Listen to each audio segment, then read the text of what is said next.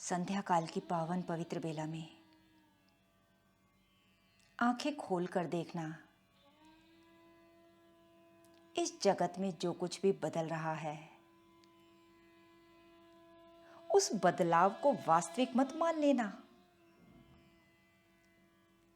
ये बदलाव बहुत मोटा और स्थूल है।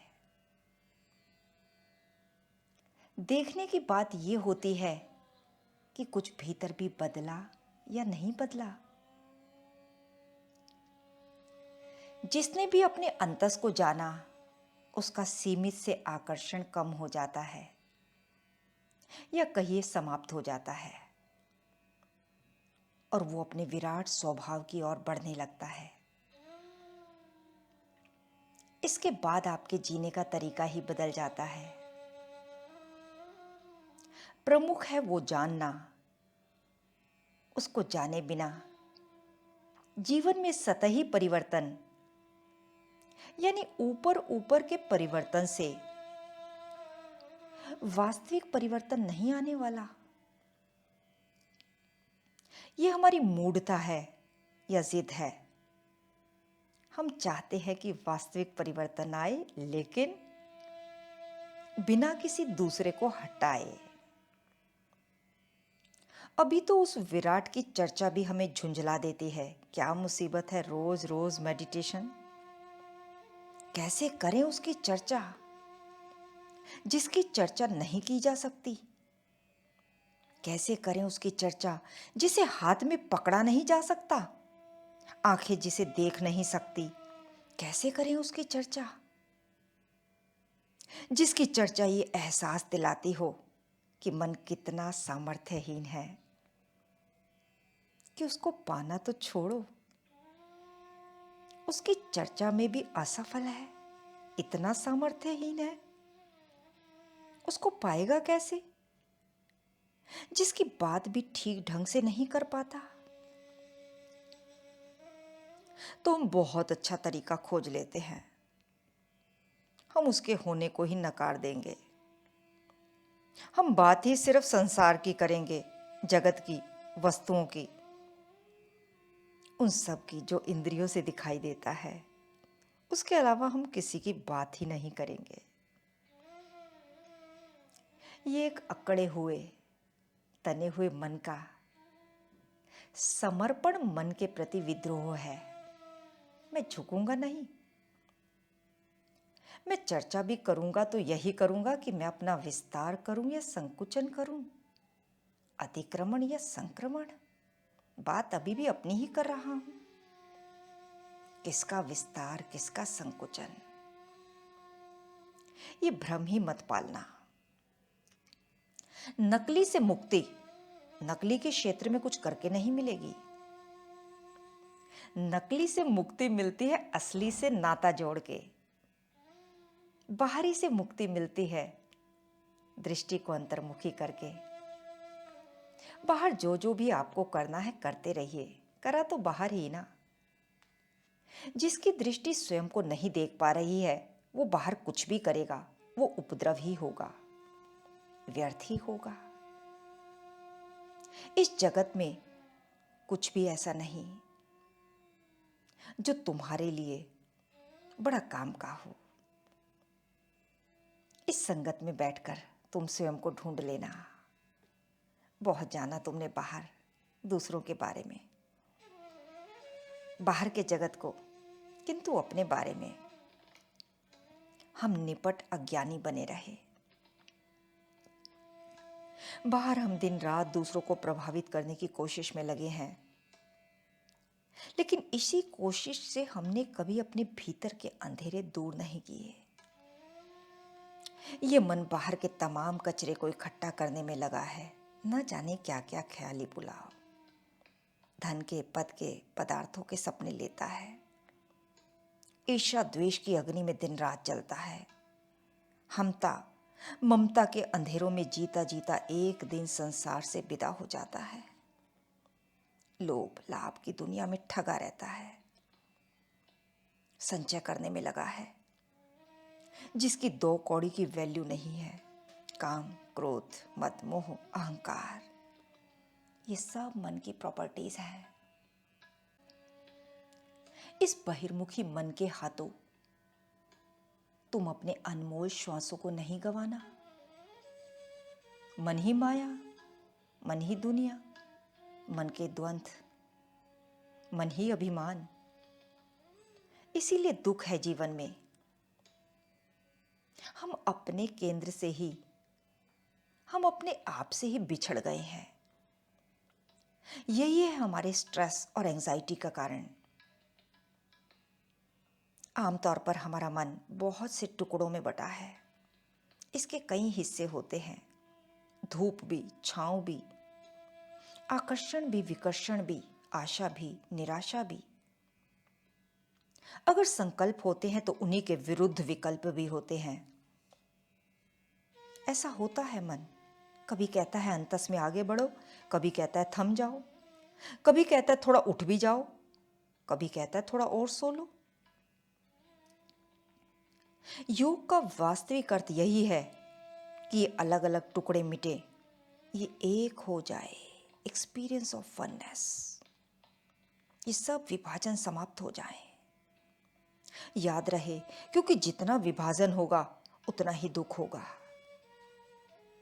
आप कभी इधर को चलोगे, कभी उधर को भटकोगे, और जिधर को भी चलोगे पूरी ऊर्जा और निष्ठा से नहीं चल पाओगे, तो बीच बीच में झुंझुलाहट और ऊब पैदा होगी।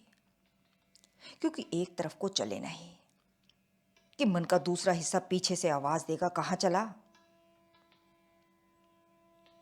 तो योग का अनिवार्य पक्ष यही है कि मन के सब खंड एकाकार हो जाएं। मन अगर किसी भी दिशा में चले तो पूरा पूरा चले, मन थमे तो पूरा पूरा थमे, मन समर्पित हो तो पूरा पूरा समर्पित हो, और अगर मन उचट जाए तो पूरा पूरा वैराग घटित हो जाए। ऐसा नहीं कि थोड़ा वैराग, थोड़ी आसक्ति, थोड़ा अनुराग, नहीं चलेगा। तो पहला पक्ष, मन के खंडन का मिट जाना ही योग। लेकिन इतना ही पर्याप्त नहीं है कि मन एकनिष्ठ हो जाए। इसमें एक और खतरनाक संभावना भी ये होती है कि वो सत्य के विपरीत किसी दिशा में एकनिष्ठ हो जाए, अहंकार की दिशा में, पूरे तरीके से एकजुट हो जाए किसी की सेवा में, किसी के प्रेम में, और जिसकी सेवा कर रहा है वो सत्य ना हो, प्रेम ना हो। ऐसा भी संभव है, कुछ और ही हो। और ज्यादातर मन इसी संभावना को चुन लेता है। इसके पश्चात आता है योग का दूसरा पक्ष।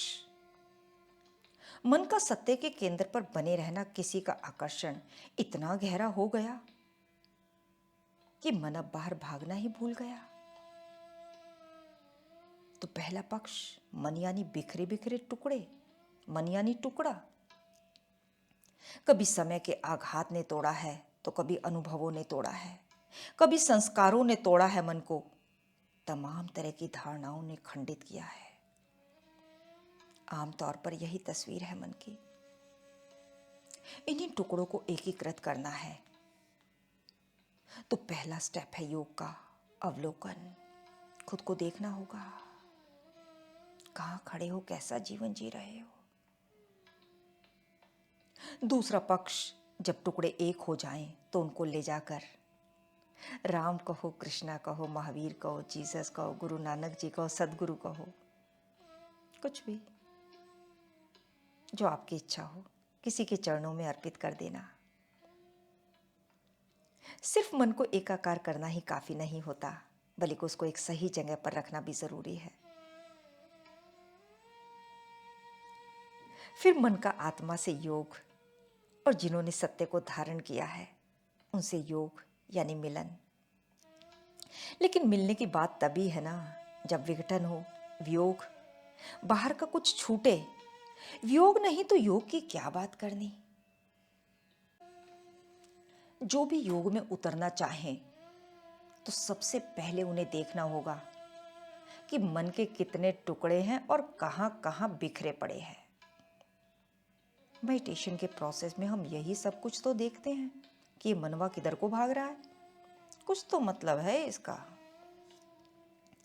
बिना अपने स्वार्थ के ये कहीं नहीं जा सकता। तो पहला पक्ष, मन के तमाम हिस्सों को एक कर देना। एक करोगे कैसे? ध्यान से समझिएगा। घर में खिड़की का कोई एक बड़ा सा कांच गिर जाए और गिर के टूटकर बिखर जाए, दिक्कत है कि नहीं? दो तरीकों से दिक्कत होगी। जहां पर वो था वहां कुछ इसकी उपयोगिता थी, वहां से वो हट गया, यानी वहां वो जिस उपयोग में आ रहा था अब वो उपयोग में नहीं आ रहा, पहली गड़बड़। दूसरी, बड़ी खिड़की में लगा था कांच, टूट गया, बिखर गया। बड़ी खिड़की खाली है, मक्खी मच्छर फुदकता हुआ कुछ भी आ सकता है। दूसरी दिक्कत, घर में कांच बिखरा पड़ा है। तो दो काम करने होंगे। तो आप क्या करोगे? कांच समेटोगे। समेटने के लिए क्या आवश्यक है? सोचो जरा। झाड़ू। लेकिन झाड़ू से क्या होगा अगर यही नहीं पता कि कांच के टुकड़े बिखरे कहाँ हैं? यही तो है असली कहानी। ध्यान का झाड़ू लगने से पहले हमें यही तो पता लगाना है कि हम बिखरे कहाँ कहाँ पर है, तभी तो झाड़ू का प्रयोग करोगे। नहीं तो पता नहीं कि झाड़ू से बिस्तर ही साफ कर दिया। कांच बिखरा है बाहर वाले कमरे में, झाड़ू लग रही है पीछे वाले में। सबसे पहले ये तो पता करो कि हम बिखरे कहाँ हैं, कहाँ पड़े हैं। यह है योग का प्रथम चरण, आत्म अवलोकन। पता करो कहाँ कहाँ बिखरे हो। पता करो मन का कांच टूट टूट कर कहाँ कहाँ छितराया हुआ है, कहाँ कहाँ से बदबू आ रही है। जहां जहां को मन जाता है वहां वहां छितराया हुआ है। तो देखो मन कहाँ कहाँ को भागता है। मन पर दृष्टि रखने का अभ्यास करो, लापरवाह मत हो जाया करो। मन को खुला मत छोड़ो, वो जहां भी जाए तुम भी उसके साथ जाओ। तुम्हें पता तो हो कि वो कहाँ जा रहा है, वो क्या चाह रहा है, क्या कराया, क्या करना था। जब देख लोगे कि कैसी कैसी व्यर्थ जगहों पर मन जा भागता है, जाता है और भाग करके अपना सारा समय और ऊर्जा को नष्ट करता है, तब आसान हो जाएगा मन के सब टुकड़ों को एक जगह ला पाना। तुम्हें अटपटा सा लगेगा, मूर्खता प्रतीत होगी, लगेगा कि मैं क्या कर रहा हूं दिन भर। अगर लिख लिया तो आज मन कहाँ कहाँ गया, किन किन दिशाओं में बहका, तो झुंझला जाओगे। थोड़ी लज्जा सी भी आ जाएगी, अरे ये सब चल रहा है मन में। और जरा सदमा सा लगेगा तुम्हें कि मन की दुनिया कितनी झूठी है। इस झूठ को जब तुम खुद ही देखने में शर्म महसूस करोगे तो किसी और को क्या बताओगे, क्या दिखाओगे अपना मुंह। इसी झूठ को पकड़ने के लिए हम भगवत गीता का अभ्यास कर रहे हैं। भगवान कह रहे हैं, मुझ में प्राण दो ढंग से अर्पण किए जा सकते हैं, भक्ति योग और ध्यान योग। हर क्षण तुम उसके स्मरण में हो, यह है भक्ति। दूसरा है ध्यान में प्राणों को अर्पण करना। गौर से समझना, मनुष्य की चेतना तीन मुख्य पड़ावों पर होती है। पहला, जब तुम्हारे भीतर बहुत ज्यादा विचार चलते रहते हैं, थॉट्स थॉट्स थॉट्स, तो तुम्हारी मैक्सिमम प्राण ऊर्जा सिर में एकत्र होता जाती है। कभी जब बहुत ज्यादा विचार चलते हों तो सिर पर हाथ लगाना, सिर गर्म लगेगा। 80% ऊर्जा तुम्हारी यही रहती है। दूसरी तरफ जो भावनात्मक वर्ग है, उनकी प्राण ऊर्जा हृदय के आसपास होती है। सोचने का काम सिर से होता है, लेकिन जब तुम किसी से प्रेम करते हो तो हाथ अपने आप हृदय पर आ जाता है। बहुत प्यारा साइन है ये। भावों की दुनिया में तुम्हारा हाथ हृदय पर है, यानी तुम्हारी प्राण ऊर्जा हृदय पर है। लेकिन ये दोनों ही प्राणों के रमने की जगह नहीं है। अगर तुमने ईश्वर की योग शक्ति को आमंत्रित करना है तो 112 यौगिक क्रियाओं में से ये भी एक क्रिया है जिन्हें भगवान कृष्ण यहां बता रहे हैं। एक लंबा गहरा सांस लेकर उसे नाभि तक महसूस करो। लगातार नाभि पर ध्यान। अपने प्राणों को वापस लाओ। जब तुम्हारे जीवन का आरंभ हुआ था तो सारी प्राण ऊर्जा नाभि के आसपास होती है। तो कोई भी ऐसी यौगिक क्रिया जिसमें तुम अपनी मस्तिष्क की ऊर्जा, हृदय की ऊर्जा को नीचे उतारकर नाभि के आसपास लाते हो, जैसे ओम गुरुवे नमः का उच्चारण नाभि से होता है, यह हमारा प्राणों का ईश्वर को अर्पण करना हुआ। अगर तुम उस बालक की तरह होना चाहते हो जैसे माँ के गर्भ में बच्चा होता है, तो तुम्हें अपनी ऊर्जा को नाभि तक ले जाना है। तभी तुम उस समर्पण की अवस्था में आ गए। तभी उसी पल तुमने ईश्वर की योग शक्ति का अनुभव कर लिया। वैसे गहराई से देखोगे तो दोनों ढंग अलग अलग नहीं हैं। अगर आप भक्ति में हो तो डूब जाओ, और अगर ध्यान मार्ग में हो तो प्राणों को समर्पित कर दो। इस प्रकार इस श्लोक में भगवान कह रहे हैं, जिसने भी मेरे परम ऐश्वर्य और योग शक्ति को जाना है उसका जीवन कैसा होता है। पहला, वो निरंतर मुझ में मन लगाने वाला होता है।